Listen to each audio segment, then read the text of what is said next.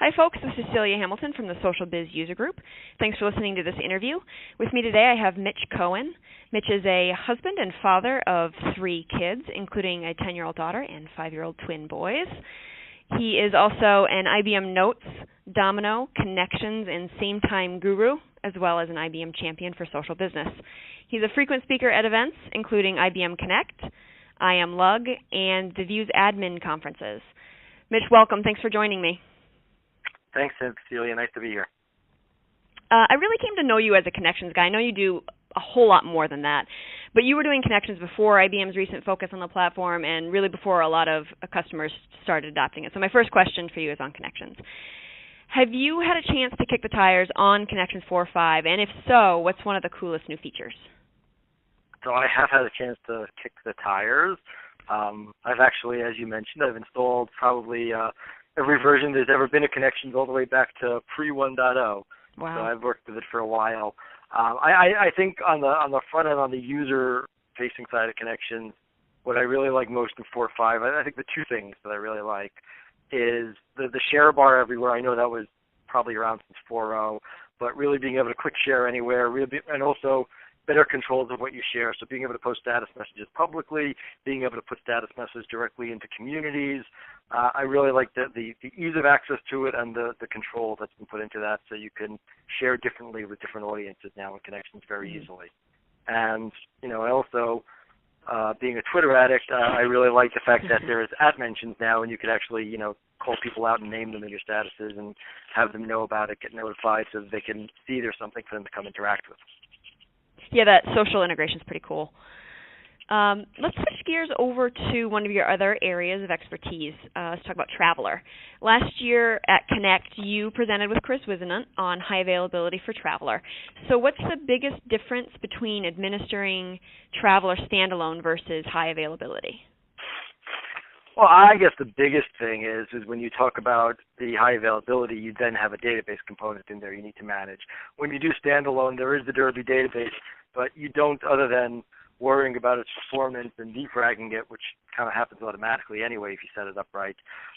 There's not a lot to think about there. When you move into HA, you now have to really think about, the database, and if you're lucky and you have, you work in a larger enterprise, you probably have a team of database administrators. Maybe you can throw it at them and say manage it. If you're in a smaller shop, if you're kind of more of a one-man show, you now have to think about installing or configuring either MS SQL or DB2, and then it's one more thing to maintain. And then you also have to think about, I've got my Travler service highly available now.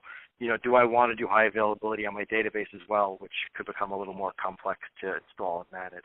But other than that, if anything, the high availability is easier to manage. The performance, once you've offloaded your database into real enterprise-ready database as opposed to Derby, your performance is dramatically improved, and you also have the flexibility of multiple servers in your environment now to be able to do some work or not lose the whole system if one system has a problem or goes down. So it's not a huge difference. There's a little more to worry about there, but it's 100% worth it for anybody with any number of Travler users. You're going to Connect in January, right? I booked my flights yesterday. So Good. You got them nice and early at a discount, I hope. I know it's early, but what are your thoughts on what you're excited to see this year? Well, by January, it's always exciting to be in warm weather in Orlando. True.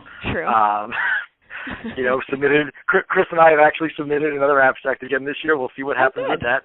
Not on Travler. We decided to go a different way this year. But we'll see what happens with that. So always excited and hope to be back on stage. If not, I'll still go and enjoy myself. Yeah. It's always good to go down there and see. Again, a lot of times, having participated in betas or things like that, you have a sense of what's coming, but it's always nice to see what IBM's message for the year is in the collaboration space.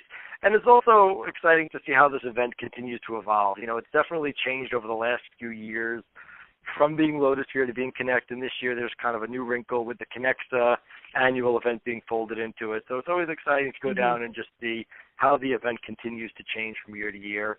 and of course to see a lot of old friends and of course, make yeah. some new friends and put some faces to some Twitter IDs and things like that. Sure, yeah.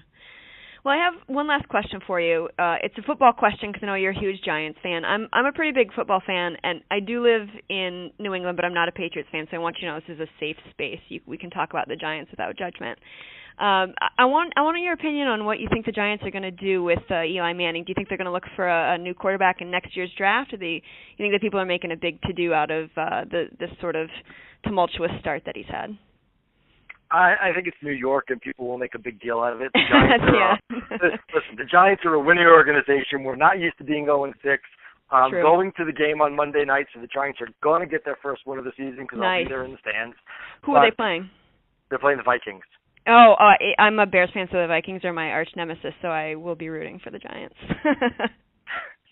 But Eli is not the problem. He's not having a great year. He doesn't have a lot of protection up front. His receivers haven't been doing their jobs all the time. Eli is way too young. A guy who's won 2 Super Bowls talk about we need a new quarterback. Yeah, absolutely. I would really like to see him bounce back and have a better second half just so we could put that conversation away. Absolutely. And the Giants can really go into the draft focusing on what they really need for the coming season.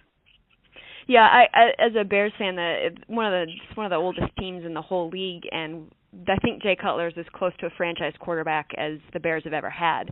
So to take someone like Eli, who is your franchise quarterback, not the first one for the Giants, but he is right now, and to say, oh, we need to look for another quarterback next year, you can't start rebuilding 6 games into a season. It just seems so early. Definitely, and Eli's a gamer. He'll be okay. Yeah, absolutely. Absolutely. Well, Mitch, thanks for taking the time to talk to me today. I really appreciate it. Thank you for inviting me. Pleasure to be here. And thanks to all of our listeners. If you're going to connect in January, don't forget to look for us on the exhibit hall floor. Make sure you check out socialbizug.org. It's a user group community built entirely on Connections, Domino, and XPages technologies. And it's built for IBM Notes administrators and developers.